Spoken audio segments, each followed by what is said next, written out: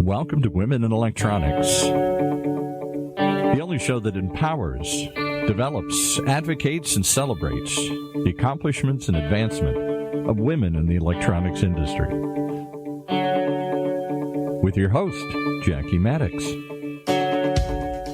Well, here we are again today with another episode of Women in Electronics Leader and Highlight podcast program. So I am so excited today to be interviewing somebody who's so well respected and loved. Thank you for joining us. Thank you. I'm delighted to be here. I really appreciate this. Well, I'm happy to interview you. And I've seen you over the years at different executive conferences and different events. Didn't really know you personally, but this is so exciting that I'm able to have that time with you. So thank you for being here. So as usual, we always start with asking our guests how they got their start in the industry. We ask everybody because it's like one of those things like, do you raise your hand in kindergarten and say, I want to be in the electronic component industry? So I'm always so curious how people got their start. So I'll turn that over to you to let us know. Okay. Well, I am one of those people who raised their hand in kindergarten because as we have talked about, as I often talk about, I'm in a family business. We were founded in 1928 by my grandfather, not me. And we are, some of my earliest memories are industry moments. So I remember when I was 3 years old and I was at a DMR, Distributor Manufacturer Rep Conference. And it was at the Cal Neva Lodge, and we got to swim back and forth across the state line. But I was meeting industry leaders, people like Ken Prince and others who were very involved with the industry, Jack Berman and others who were there. So these were the people that I grew up with. I worked in the business summers and vacations when I was in high school and college. And I often tell the story when I went to get my MBA at Wharton, I had no intention of joining the business. It was the furthest thing from my mind. But then I realized that having this business gave me a huge opportunity to be able to be much more of a generalist. So I didn't have to be a marketing major out of Wharton that's going to manage Rice Check cereal, for example. But I was going to get an opportunity to be involved with finance, to be involved with marketing, to be involved with new product development, and so forth.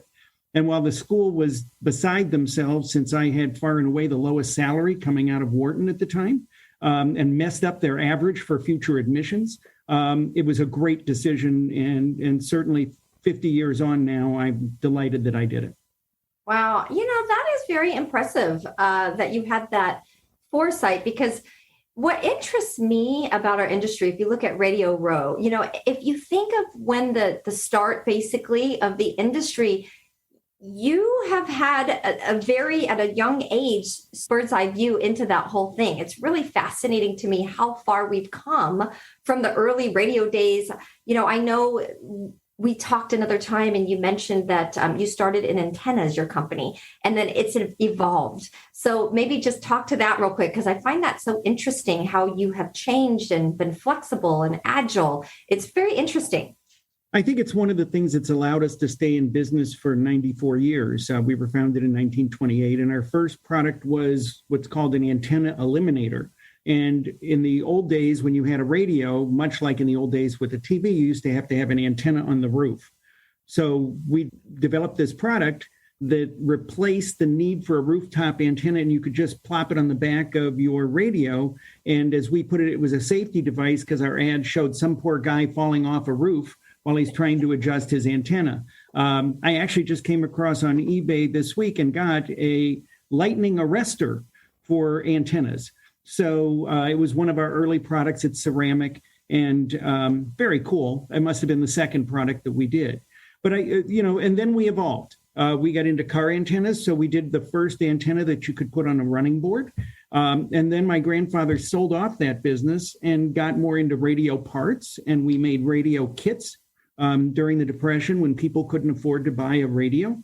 And then it evolved into ham radio parts, and therefore the enclosures and the capacitors and all of those things, coils and whatnot that went with that. But We have products, so it goes both ways. We have products like we call a mini box. It's just a small aluminum box that's been in our line since the early 30s.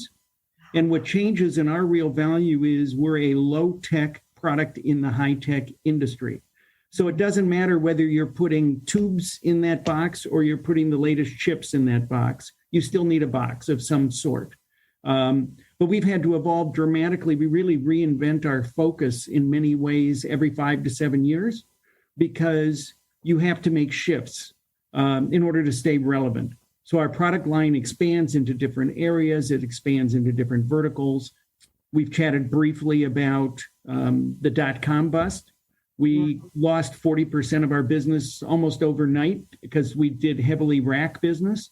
So we were able to pivot and we got much more into indoor, outdoor, smaller enclosures, more plastics. And while we're still doing enclosures, they change. Our marketing approach changed. And we continue to evolve. We've recently developed the fastest ability to turn around modified products. You got to put poles in these boxes, as beautiful as they are, to mount the capacitors, the connectors, the wire, whatever else. We'll do that in 5 days. So that's industry leading. Again, a new niche for us, but a great opportunity to continue to meet what the customer is looking for. And that's what it's all about. It's sort of the tap dance pivot. I love that because you went from antennas to enclosures. That is definitely a pivot. A big pivot. But staying current in the market, staying relevant. So now your products primarily go through distribution, correct? Yes, we do. 80% of our products go through distribution. We've been selling through distribution since the very early days, almost the Radio Row days. They predated us a little bit. But I know I had a picture that someone gave me of a Bud truck delivering to Newark in the 1930s. So we've been doing business with them since the beginning. I think we were, if not at the first, we were definitely at the second EDS show. And even EDS made a big difference because in the day, my parents had to adjust their wedding to make sure that my father could go to what's now the EDS show, because you just couldn't put anything else on the calendar during that time period. So they had to push their wedding back 2 weeks to make sure it coincided. Wow. Oh, my goodness gracious. That is quite a story. So you mentioned verticals. Our industry, the electronic component industry, it's so massive because we do touch so many verticals, right? I mean, you name it. I mean, there's energy, there's medical, there's agriculture. I mean, you just name it. There's so many verticals we touch. So that's kind of the beauty of what you do, because not all components, say manufacturers, touch all the verticals. But you mentioned before that vertical. So you have quite an extensive customer base then. I think it would be very hard to find a vertical that enclosures don't go into, and hopefully our enclosures. But we're involved. You've mentioned them. There's some fun things that we're involved with in agriculture. We were involved with an enclosure that was tracking the egg laying capabilities of chickens, so that they could track which chickens were the healthiest. And they could do this remotely on these huge situations. We worked with one person who was developing an approach to look at livestock and determine if their movements changed. It was a sign they might be getting sick, so they would give them antibiotics rather than totally inoculating the whole herd. But even things like irrigation, where you've got to enclose that sensor in something. So where do they need to water?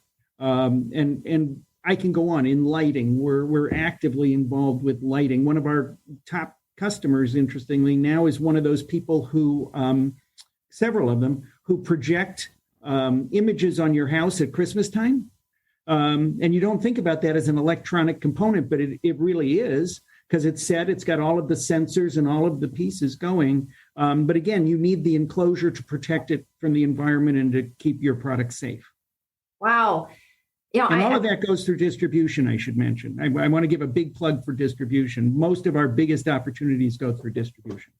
So that's pretty amazing, because I know just from being in the distribution world for so long, I was working for a rep for so many years, and the majority of our business went through distribution, knowing how critical it is to have relationships with distribution. And I think more than anything, that's probably been your strength, is having those relationships, maintaining them, and working well and collaboratively together, critical, right, for our industry. And then just to conclude, what you do, I know that you do customization. I know you do quick modifications. So you're really in that prime spot, right, in the industry, very flexible, very agile. So thank you for what you do. I think you have an incredible organization and glad you're successful. And that's one of the reasons we wanted to interview you today. So I'm going to pivot a little bit and, just talk to you about, if I look at your company and we think about this podcast and people we would want to interview, it's people who have had success through challenges over time, because we really need this wisdom in our industry. People who have been there, done that, and have risen as they've gone along. Little dips here and there, and then they always come out ahead. So if you could say, Blair, what are some of those leadership principles? What is it that you would say when people think of you? What's your legacy? Like, what is it that you can impart on people listening? You touched on it a little bit, and I don't mean to be redundant, but I think the ability that we want to do is to be able to look at a situation, analyze it, and say, okay, we can sink or swim here. How do we pivot to what's next in our industry? How do we gather the right amount of information? It's one of the changes I brought when I joined the business. My father was very much of an emotional leader, and it was gut feel, and numbers were sort of secondary. And so I was able, and along with my brothers, bring in a much more data-driven approach that I think has served us well, because you really have to keep looking at where your markets are, who's buying your product, who's new, what they do. We spend a lot of time on our top accounts researching their websites, for example, making contacts, understanding their products, understanding what the opportunities may be, and meeting with them directly. But a lot of times that gets funneled through distribution, and so we're not as directly in that link. But I think the important piece is just to be always aware of what's happening around you. I constantly talk to my team about that.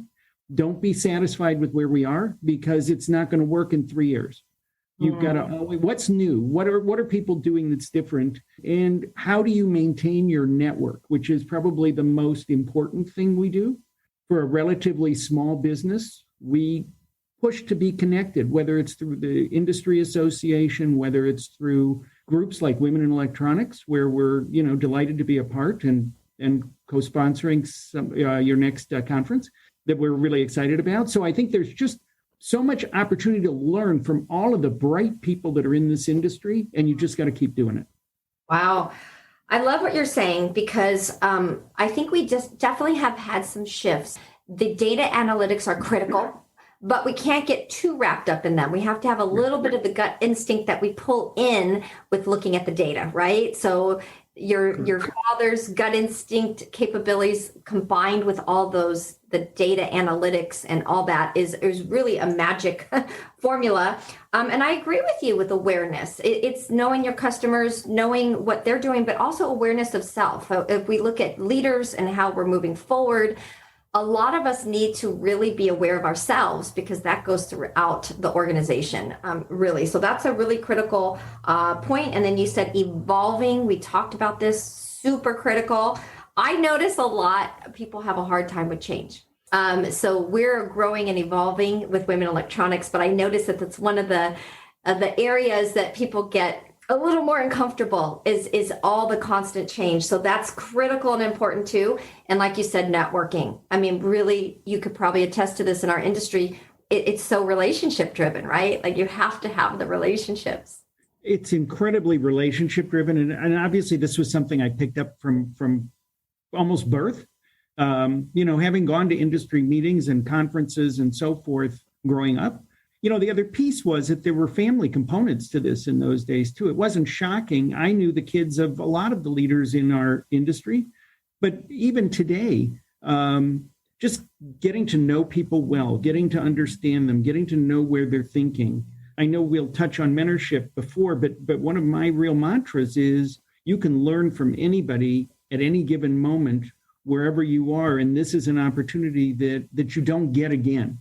You're not in that situation with that person to just chat. And I'm not how do I put this? I'm not necessarily the most outgoing person. You won't, leave the room and say, wow, Blair was in that room and sort of, suck the oxygen out of that room because he was everywhere. But I do find that getting those one-to-one contacts and just getting to know people and understanding how their businesses work, what they're thinking about, what concerns them, what keeps them up at night, those are, invaluable tools to help us figure out, wow, if they're thinking about this, should we be thinking about something in those same directions? And we're always talking about what's next. I like that a lot because I feel like our rising leaders would love for them to hear this, what you're saying, because I feel like there's a underemphasis on networking. And there's so much of a task-oriented mentality of just get the job done. But really the networking part is essential. So what we're going to do, because I told you ahead of time that I had so much to talk to you about, and I'm not even we have so many more questions. So we're going to do part 1 and part 2. So we're going to conclude with one more question, and then we're going to go to part 2, because I have so much more I want to talk to you about. But so to conclude part 1, Blair, you mentioned the mentorship, and I think this is such a critical point, and that's why I wanted to allow some more time too. Talk to that a little bit. Talk to us about mentorship, how you view that, how you do that, who your mentors were too. Okay. So obviously my first mentor was my father. I learned a lot about what to do and what not to do from him in many ways. But, as I've grown up in the industry, it started out being people that were sort of industry icons early on. I talk about people like Jack Berman, who was our rep, and he coined the term and actually wrote a book about synergistic selling. Before him, nobody talked about synergistic selling in our industry as the justification for reps. So many people, it's not even worth, because I'll leave off half the key people. But the key thing that I think I learned was involvement. Again, while we're a relatively small firm, we've always participated in the trade associations. It was EIA before, and I'm sitting at the table with, the head of Motorola, and I'm, these are just incredible moments. But and I've learned that you can learn a lot more from your contemporaries. You don't need to have some executive you're hatching, you're hooking onto and expecting them to pull you up. I don't think that's really how mentorship appropriately works. You certainly want to have a key group of people that you can bounce things off of, but they can be of any age, of any experience, and in any industry. I think people make a mistake of saying, hey, I need someone within my company only, or I need someone within my industry only. Some of my best mentors, one of the guys that I continue to learn a great deal about is the head of an independent school here in Cleveland. He's one of the brightest, most creative people I've ever come across. I take many of his ideas on education, on training, on dealing with people as individuals, and apply them to our business, both internally and externally. I think about people who've talked about characteristics. I often talk about a woman, Kyoko Toyama, who was the head of NKK, who gave me the best advice on personnel I've ever had, which is probably 70% of the people you hire are mistakes, and then you spend the next 4 to 5 years trying to prove you were right, giving you neither of the value. And so we've established an approach where we do ongoing reviews very early in the process, see how far we can get. And if we can't, then we assist them in outplacement and moving them on. But we're trying to avoid this multi-year piece. So again, that works great for me. But if I were someone coming up and I'm not doing hiring, you still need to keep looking for and listening to people like on podcasts that are going to give you advice that you can use in your own life. Thank you for saying that, because I really believe this podcast is an form of mentorship. Not everybody gets to those executive conferences. Not everybody gets to meet all the leaders or people who have had the experience in the industry. So listening to these types of podcasts and listening to the wisdom, I think, is so valuable. But to conclude this mentorship, before we end this part 1, how do you feel about, say, reverse mentorship? How do you feel about, we've had a traditional model where we kind of go to people we see as experienced, but you touched on all different ages, all different diversity of mentorship. So what are your thoughts on that? It's exactly tied into what I'm talking about. You find ideas and you find guidance and leadership in any age group and in any industry. So there are people that I call on when I've got a question who could be a decade or two younger than I am, maybe more. I certainly learn a lot from my grown children who are in different industries, but doing fascinating kinds of things. And I'll bounce ideas off of them. Obviously, the one I deal with most is my son, who's president of our company. But again, he's always leading me in many ways, just as I'm leading him. And if you are I'm trying to think stuck on the concept that you can only learn from people who've walked in your path ahead of you, then you're missing the rest of the world around you. It's very rare to come across successful people who you can't learn something from.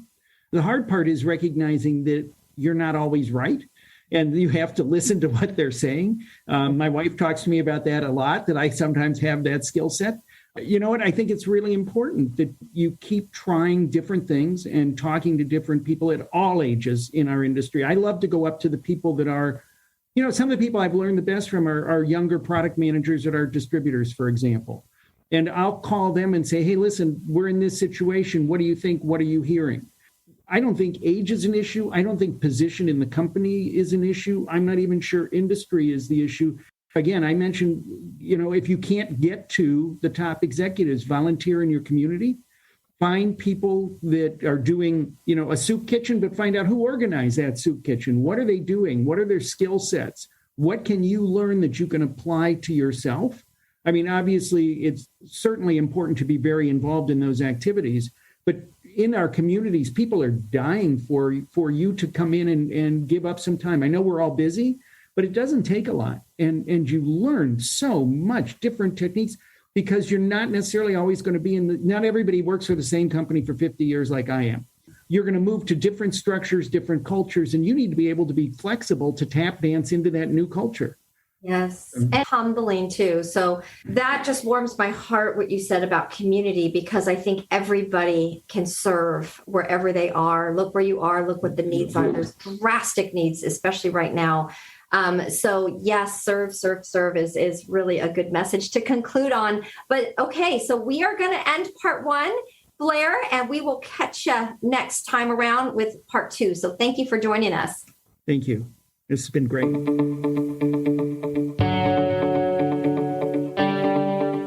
You've been listening to another episode of Women in Electronics, right here in Orange County's only community radio station, octalkradio.net.